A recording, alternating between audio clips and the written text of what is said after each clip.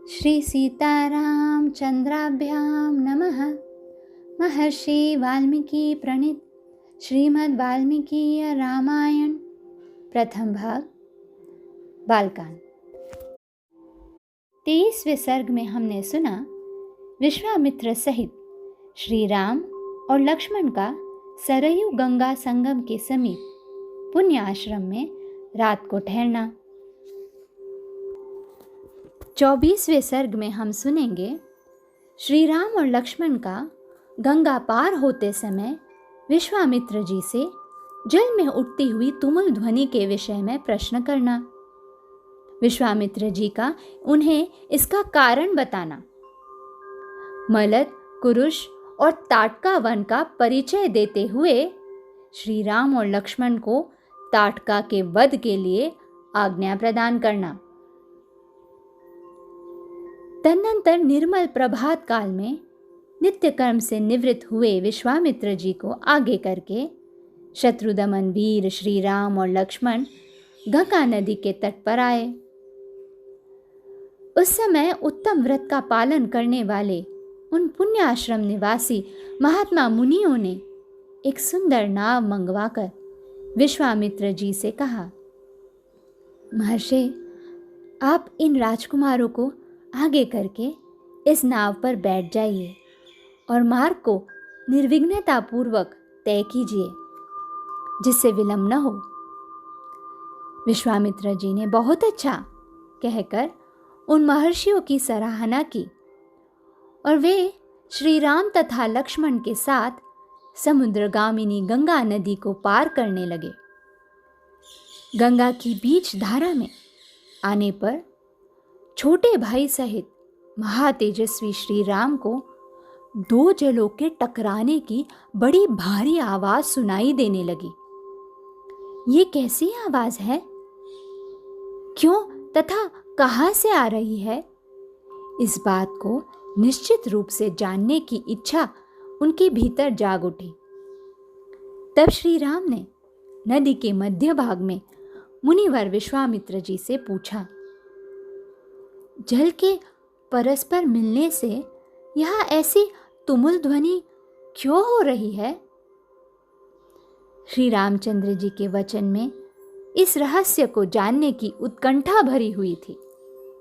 उसे सुनकर धर्मात्मा विश्वामित्र ने उस महान तुमुल ध्वनि का सुनिश्चित कारण बताते हुए कहा,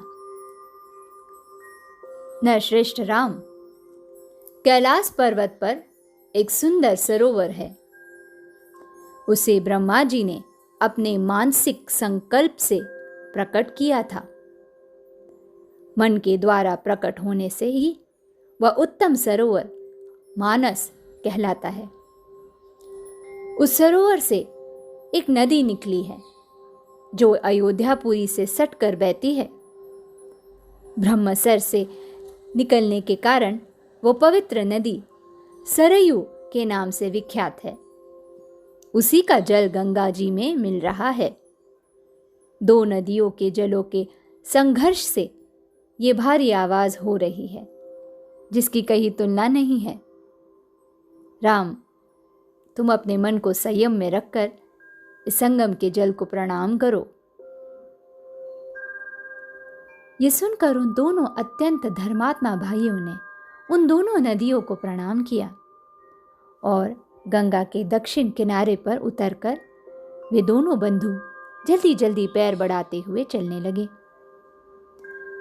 उस समय इक्ष्वाकु नंदन राजकुमार श्री राम ने अपने सामने एक भयंकर वन देखा, जिसमें मनुष्य के आने जाने का कोई चिन्ह नहीं था। उसे देखकर उन्होंने मुनिवर विश्वामित्र से पूछा, गुरुदेव, ये वन तो बड़ा ही अद्भुत एवं दुर्गम है।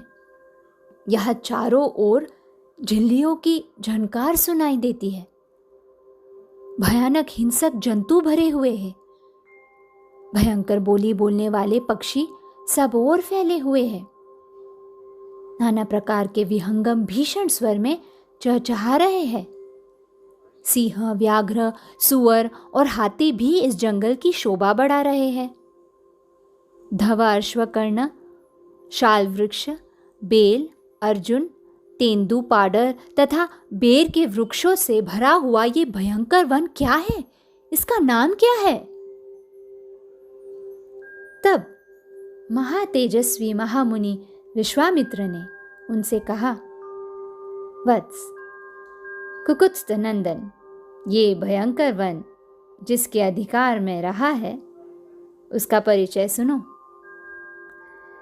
नरश्रेष्ठ, पूर्व काल में यहाँ 2 समृद्धशाली जनपद थे, मलद और करुष। ये दोनों देश देवताओं के प्रयत्न से निर्मित हुए थे।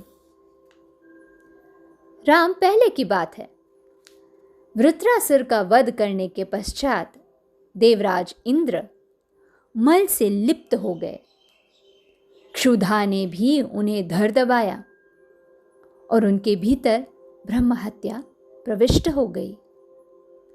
तब देवताओं तथा तपोधन ऋषियों ने मलिन इंद्र को यहाँ गंगा जल से भरे हुए कलशों से नहलाया तथा उनके मल, करुष, क्षुधा या भूख को छुड़ा दिया। इस भूभाग में देवराज इंद्र के शरीर से उत्पन्न हुए मल और कारुष को देकर देवता लोग बड़े प्रसन्न हुए थे।